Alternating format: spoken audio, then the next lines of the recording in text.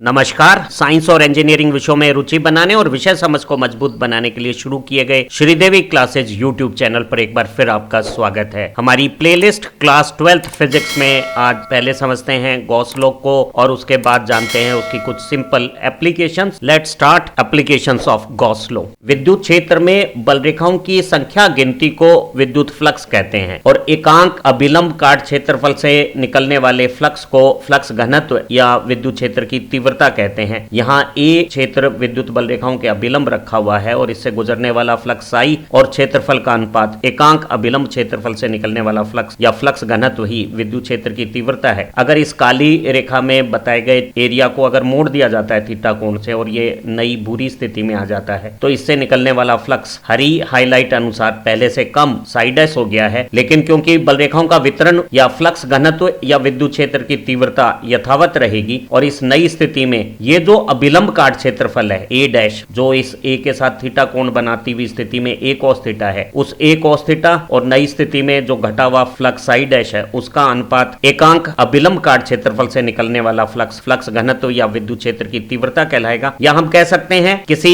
विद्युत क्षेत्र तीव्रता ई में अगर कोई ए काट क्षेत्रफल अभिलंब रखा हुआ है तो उस अभिलंब काट क्षेत्रफल से निकलने वाला कुल फ्लक्स आई विद्युत क्षेत्र तीव्रता और अभिलंब एरिया का गुणनफल वोल्ट इंटू मीटर इकाई में होगा। और अगर ये क्षेत्रफल मोड़ दिया जाता है तो इस मुड़ी हुई स्थिति में भी अभिलंब क्षेत्रफल ए cos थीटा और विद्युत क्षेत्र तीव्रता का जो गुणनफल है वो बदली हुई स्थिति में क्षेत्रफल से निकला हुआ फ्लक्स हो जाएगा और इस फ्लक्स को हम ई वेक्टर और एरिया वेक्टर ई सदिश और एरिया सदिश के अदिश गुणनफल या डॉट प्रोडक्ट से रिप्रेजेंट कर सकते हैं, जहां क्षेत्रफल सदिश की जो दिशा है वो तल से अभिलंब नॉर्मल डायरेक्शन में है और ई और क्षेत्रफल सदिश के बीच में ये थीटा कोण है। तो डॉट प्रोडक्ट में यहाँ पहले सदिश ई का मान, दूसरे सदिश क्षेत्रफल का मान और दोनों के बीच में ये जो कोण है उसका कोसाइन प्राप्त हो गया है। गॉस का नियम किसी भी बंद पृष्ठ से निकलने वाले कुल विद्युत फ्लक्स को पृष्ठ में परिबद्ध आवेश से जोड़ता है। यहाँ एक धनावेश अपने चारों तरफ जो विद्युत क्षेत्र बना रहा है, जिन्हें यहाँ काले तीरों से हमने दिखाया हुआ है, उसके कारण इस बंद पृष्ठ पे सतह पर एक छोटे से क्षेत्रफल डीए से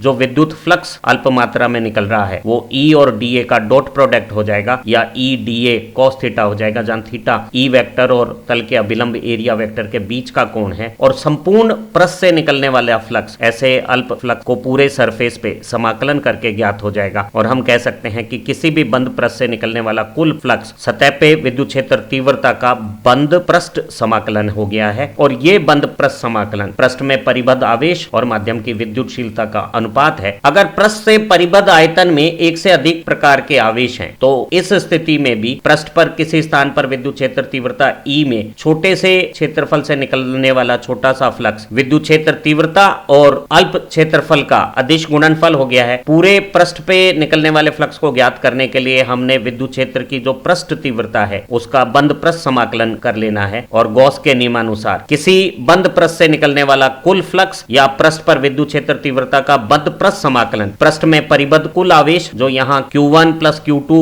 - Q3 है और माध्यम की विद्युतशीलता उसका अनुपात होगा। यहाँ ये बात समझ लेनी जरूरी रहेगी कि किसी पृष्ठ पर बाहर के आवेश का भी विद्युत क्षेत्र प्रभाव तो हो सकता है, लेकिन उस बाह्य आवेश के द्वारा पृष्ठ पर अंदर आने वाला धनात्मक फ्लक्स और बाहर जाने वाला ऋणात्मक फ्लक्स बराबर मात्रा में बनाया जाता है। तो किसी बंद पृष्ठ में पृष्ठ के ऊपर जो शुद्ध फ्लक्स की मात्रा है वो केवल आंतरिक आवेशों के द्वारा निर्धारित होती है, बाह्य आवेशों का इसमें कोई योगदान नहीं होता है। गॉस के नियम का इस्तेमाल करके हमें ये जो चार बंद पृष्ठ यहाँ नीले रंग का गोला ए, काले रंग का अनियमित बंद पृष्ठ आकृति बी, भूरे रंग का ये घनाकार आकृति सी और काले रंग की ये बड़ी घनाकार आकृति डी में से निकलने वाला कुल फ्लक्स निकालना है। पहले अगर हम इस नीले गोलाकार पृष्ठ ए की बात करें तो इसमें 3 आवेश अंदर है और ये सिर्फ अंदर के आवेश ही किसी पृष्ठ से फ्लक्स का निर्धारण करते हैं। बाहर रखे हुए आवेशों का किसी भी पृष्ठ पे फ्लक्स योगदान नहीं होता है। तो यहाँ +2 माइक्रोकूलम, -3 माइक्रोकूलम और -1 माइक्रोकूलम का जो कुल योग है वो -2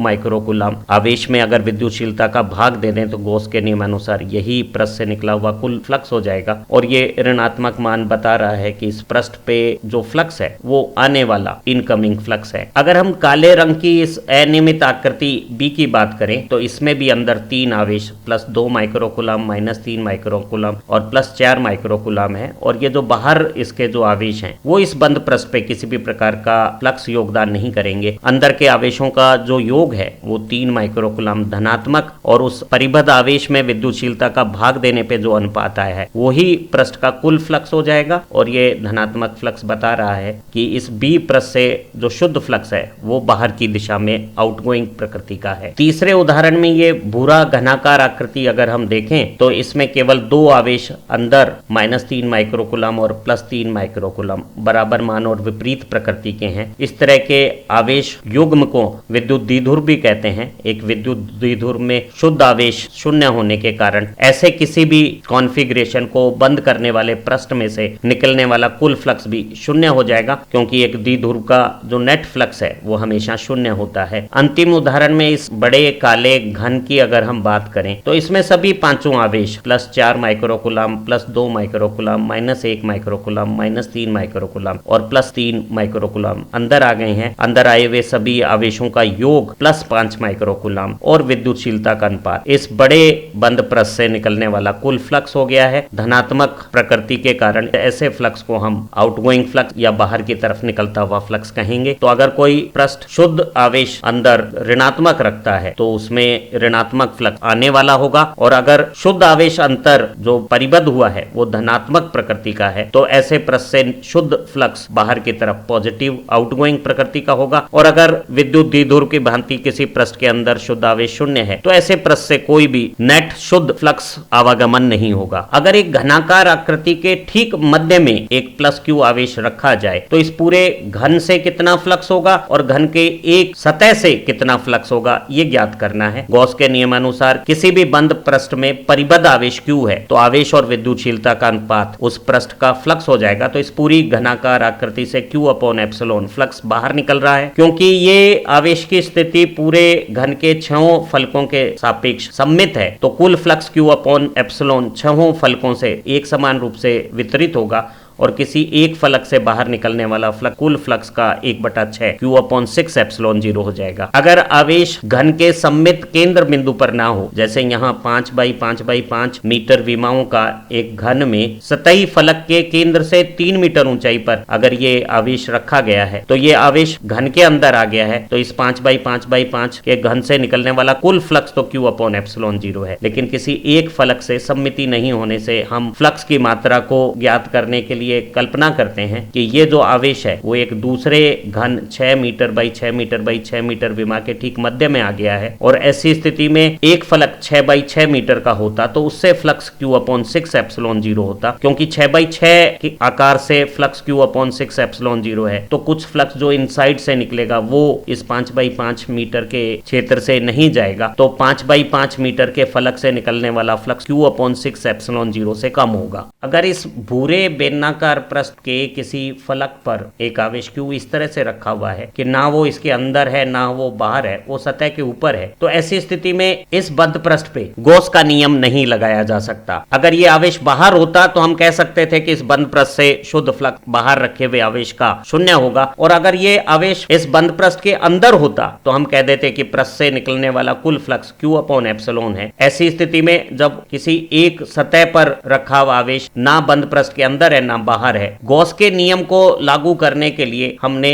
भूरे बेलनाकार पृष्ठ के सममित एक काले बेलनाकार पृष्ठ को इस तरह से भूरे के ऊपर रखा कि ये आवेश दोनों के ठीक बीच में आ जाए, और ऐसी स्थिति में दोनों बेलनाकार पृष्ठ भूरे और काले से निकलने वाला कुल फ्लक्स q/ε है। इस आवेश के सापेक्ष दोनों बंद पृष्ठ सममित है तो किसी एक बंद पृष्ठ से निकलने वाला फ्लक्स q/2ε हो गया है। तो हम कह सकते हैं कि अगर किसी घन के एक फलक पर कोई आवेश q Q रखा जाए तो दो घनों को मानने पर दोनों घन से निकलने वाला कुल फ्लक्स Q अपॉन एप्सिलॉन होगा और किसी एक घनाकार आकृति से निकलने वाला फ्लक्स सममिति से Q अपॉन 2 एप्सिलॉन ज्ञात हो जाएगा। अगर एक घनाकार आकृति पे आवेश अंदर या सतह पे न होके एक साइड के ऊपर होगा, जैसे कि यहाँ चित्र में भूरे घन के एक साइड पर आवेश Q रखा हुआ है, तो हम तीन दूसरे घनों को इस तरह से सम्मित विन्यासित करेंगे कि ये आवेश चारों के सम्मित केंद्र में आ जाए और चारों घनों से निकलने वाला कुल फ्लक्स Q अपॉन एप्सिलॉन हो जाएगा गॉस के नियमानुसार। और क्योंकि चारों घनाकार आकृति परस्पर सम्मित है इस आवेश के सापेक्ष, तो इस भूरे घनाकार आकृति से निकलने वाला कुल फ्लक्स Q अपॉन 4 एप्सिलॉन हो जाएगा। अगर आवेश घन के बीच में, फलक में या एक साइड पे न होके एक शीर्ष पे हो, जैसा कि यहाँ चित्र में दिखाया हुआ है, तो ऐसी स्थिति में एक घन के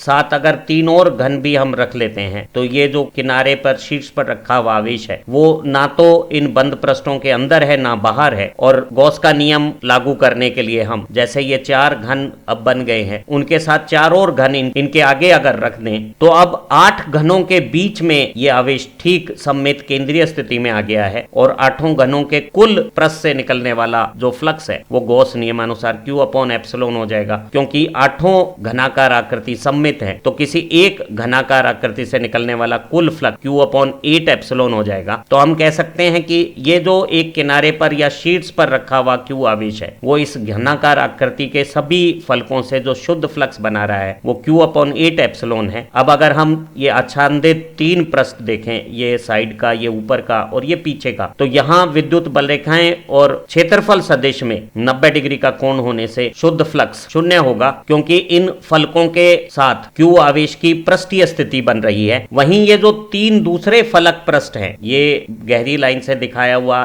ये नीचे का और ये सामने का, ये इस आवेश के सापेक्ष सम्मित स्थितियों में है और वो कुल Q अपॉन 8 एप्सिलॉन को बराबर बराबर 3 भागों में जब बांटेंगे तो हम कह सकते हैं कि किसी एक फलक से निकलने वाला फ्लक्स Q अपॉन 24 एप्सिलॉन हो जाएगा। उम्मीद है इस वीडियो की मदद से परीक्षाओं में जो संभावित प्रश्न हैं उनके उत्तर आप सहजता से दे पाएंगे और गॉस लॉ की एप्लीकेशन के बारे में आपकी समझ बेहतर बन गई होगी। हमारी इसी प्लेलिस्ट की दूसरी वीडियो से आपकी फिजिक्स की पकड़ मजबूत होगी और परीक्षाओं में ऊंची सफलताएं प्राप्त हों। इन्हीं उम्मीदों के साथ फिर मिलेंगे एक नई लर्निंग वीडियो के साथ। Thank you very much.